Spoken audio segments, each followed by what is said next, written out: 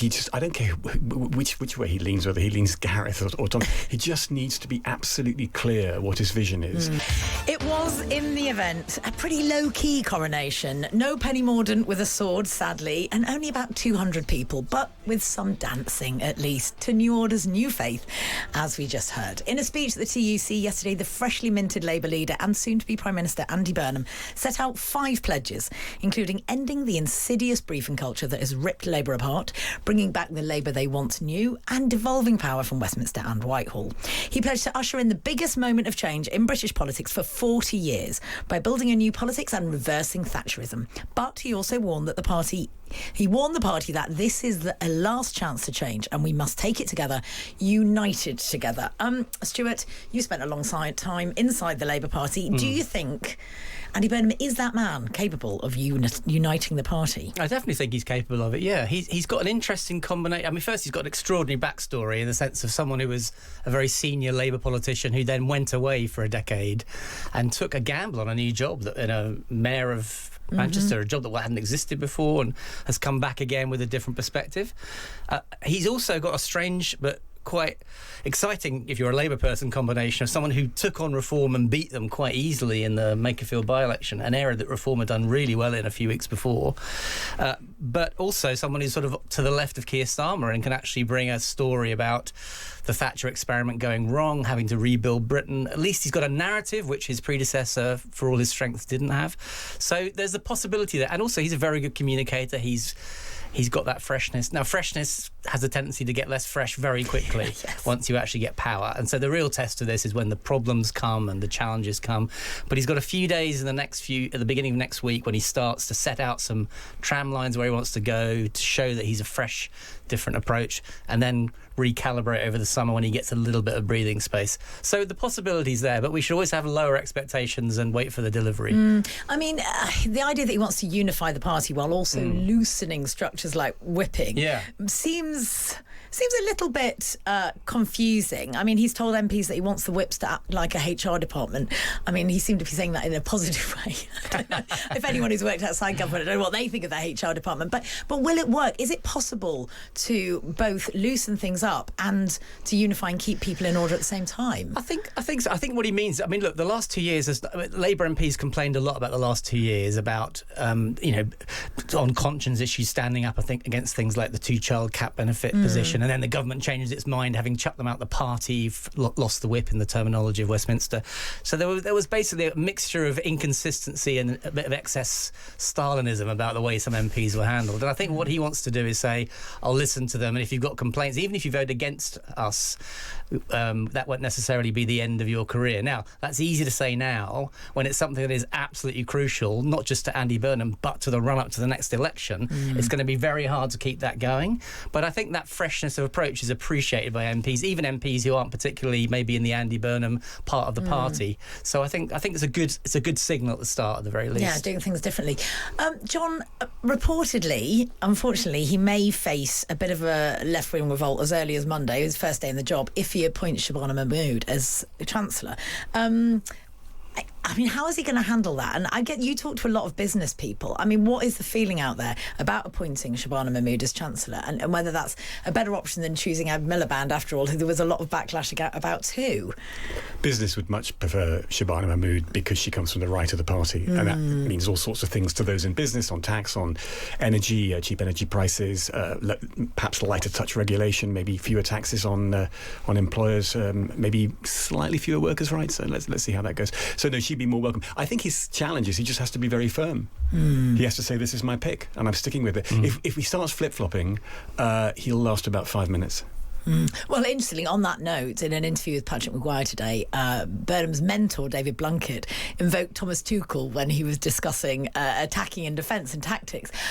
In the face of dissent, which he undoubtedly will get very soon, do you think Burnham will be a Southgate or a Tuchel in the way that he deals with it? I think I don't care which way he leans, whether he leans Gareth or Tom. He just needs to be absolutely clear what his vision is. He needs to say, look, there's some good things. We're talking about maybe some more drilling in the North Sea. Most people would think that's a good thing. Look at energy prices.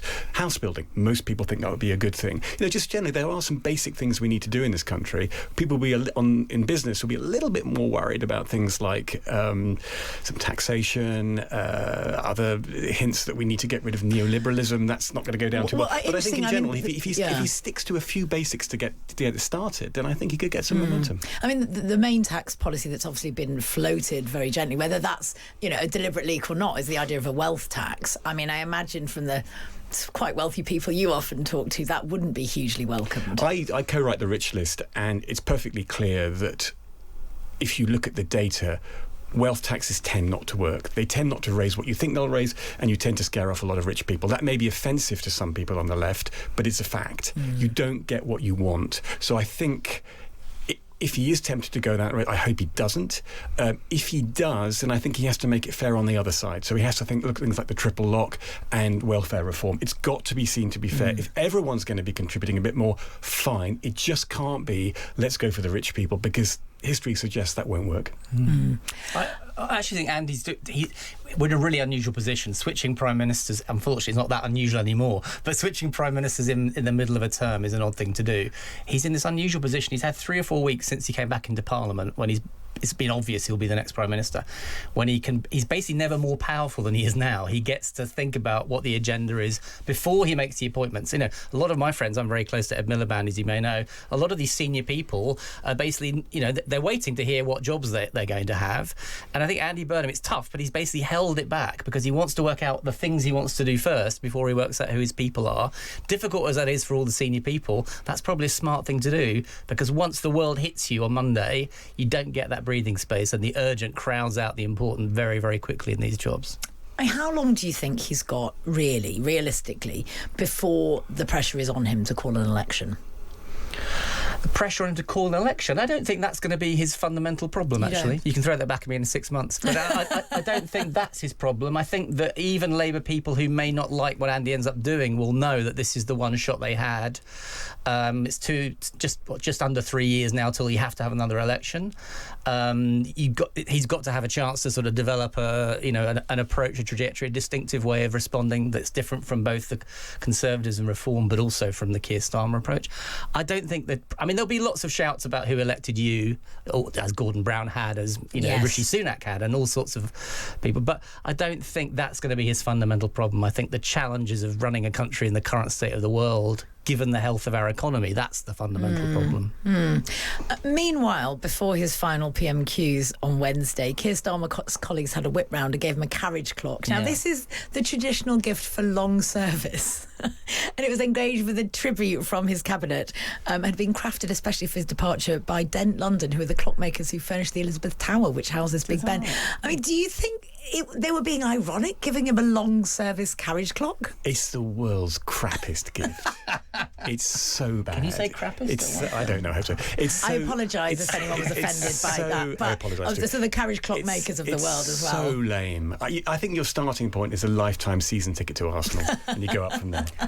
Some would find that even lamer, including my own dad. But Keith has texted in to say carriage clocks are lame. In fact, John, he said traditionally placed on the mantle over the fire, slowly counting down your retirement and slow decline. But it's so dull and traditional that it should suit Keir, says Keith. He's probably got a place in the cabinet with his stamp collecting trophies. Oh, very harsh. I mean, were they being ironic, Stuart? Do you think they meant it genuinely? I hope not. I suspect they couldn't think what else to give him, and that's what the cabinet secretary suggested or something. It felt like a kind of "Are you being served, young Mr. Grace" for a present, didn't it? So that dates me a bit, but it did feel. It's joyless. It's completely joyless. Exactly, I think that's a really, really black mark on whoever decided that. It was David Lammy, apparently. Oh, well, that doesn't surprise me. I mean, it does smack of a lack of hinterland, doesn't it? It's just awful on every level. It was one of those ones that you wouldn't even suggest as a joke. What's your worst leaving present you've ever had? Gosh, that's a good question. I've left so many jobs. I should have a great people. You know what the best leaving present is? Coming back. Oh yes, yeah. So if you leave a job and then you get rehired, which I've done. That's the best leaving present. Like a life coach podcast thing to say. Well, we'll do one together.